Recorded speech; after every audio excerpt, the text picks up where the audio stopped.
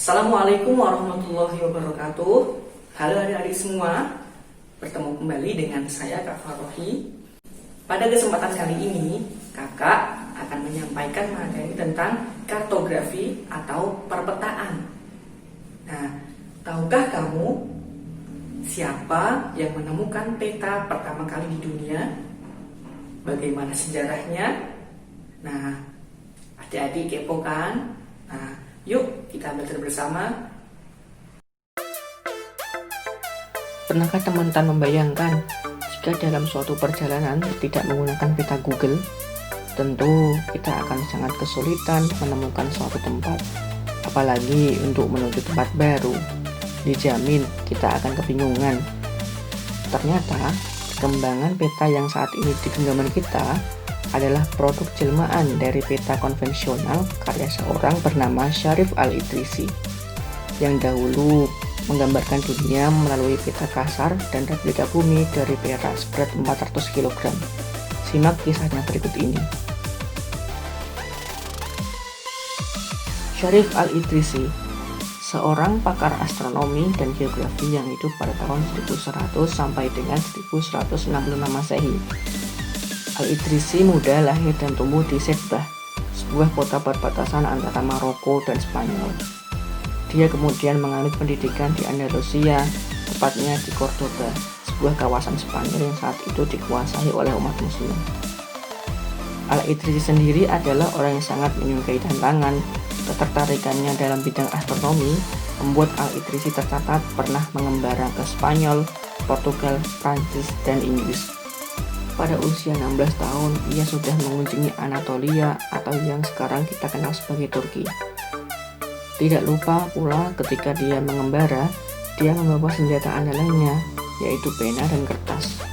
Dia menuliskan seluruh yang ia lihat dan ia dengar selama melakukan ensiklopedia, mulai dari kondisi sosial, masyarakat, hingga melihat batas-batas suatu negara. Singkat cerita, suatu ketika pada tahun 1151 Masehi, Raja Kerajaan Normandia, yaitu Roger II, mendengar kabar tentang dirinya. Raja ini sangat tertarik dengan ilmu pengetahuan baru dan mengundang dirinya ke istana. Sang raja kemudian memberikan penghormatan padanya guna membuat ensiklopedia geografi dan peta dunia terperinci.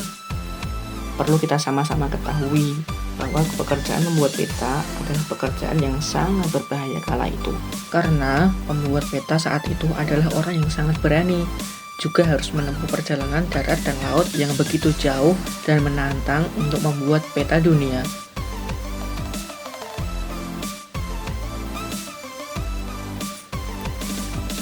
Singkat cerita, setelah bertemu raja ini, Al-Idrisi menyetujui dan dia meminta para ahli bumi dan pelukis kerajaan untuk menjadi bagian dalam proyek ini. Mereka bekerja siang dan malam untuk mengumpulkan seluruh informasi, antara lain tentang sosial, kultural dari suatu daerah, kemudian menggambarkan setiap catatan tersebut dalam secari kertas. Al-Idrisi sendiri menyatukan pengalaman perjalanannya serta membuat perhitungan-perhitungan khusus mengenai jarak antara wilayah. Tentu ini bukan pekerjaan mudah karena saat itu belum ada teknologi seperti saat ini.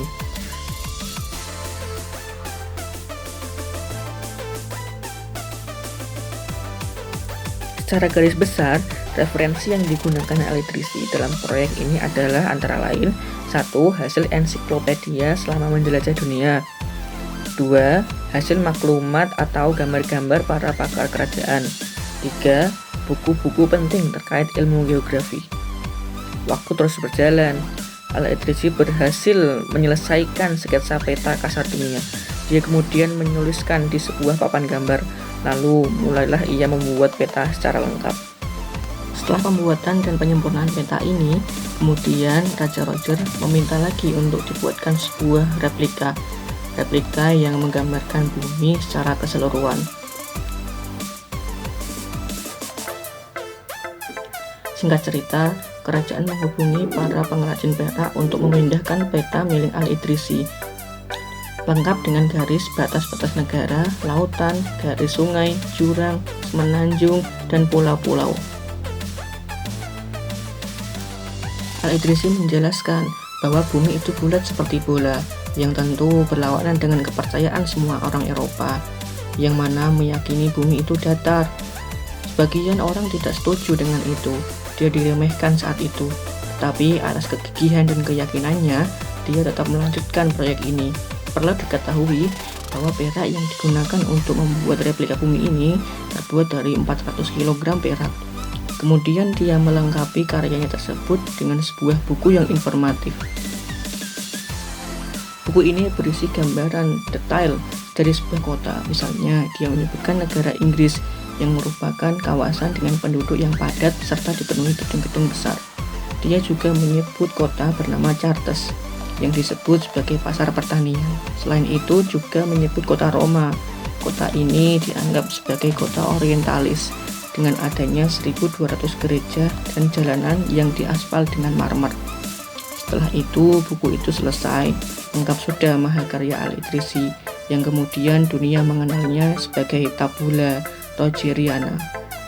Setelah Raja-Raja II meninggal, Al-Idrisi setia mengabdi pada kerajaan tersebut, yaitu Raja William II. Dia sempat akan menuliskan karyanya lagi, namun ketika itu pada tahun 1160 Masehi terjadi pemberontakan di Sisilia. Pemberontakan ini mengakibatkan seluruh arsip terbakar kemudian hilang. Al-Idrisi kemudian mengungsi ke Sedbah, tanah kelahirannya. Dia kemudian menetap di sana selama 6 tahun. Jasa-jasa Syarif Al-Idrisi sangat luar biasa terhadap perkembangan ilmu pengetahuan hingga sekarang. Terlebih pada saat itu pekerjaan membuat peta adalah pekerjaan yang berbahaya, karena membuat peta haruslah orang yang berani untuk mengarungi daratan dan lautan. Al-Idrisi menginspirasi pakar geografi lain seperti Ibnu Battuta, Ibnu Khaldun, Pierre Reis, dan Barbary Corsair. Petanya juga menginspirasi tokoh terkenal yaitu Christopher Columbus dan Vasco da Gama. Kini, peta konvensional milik Al-Idrisi telah bertransformasi mengikuti zaman dan kemajuan teknologi. Sekarang, memetakan daratan dan lautan sudah mudah dilakukan dengan adanya teknologi satelit.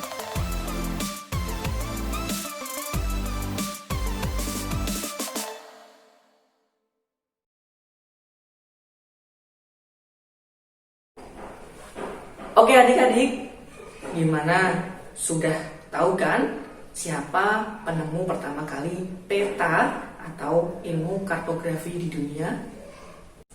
Nah, asyik kan belajar dengan kakak dari KKN IKDR 93 IAIN Kudus. Mungkin cukup sekian kesempatan kali ini kakak menyampaikan materi tentang kartografi.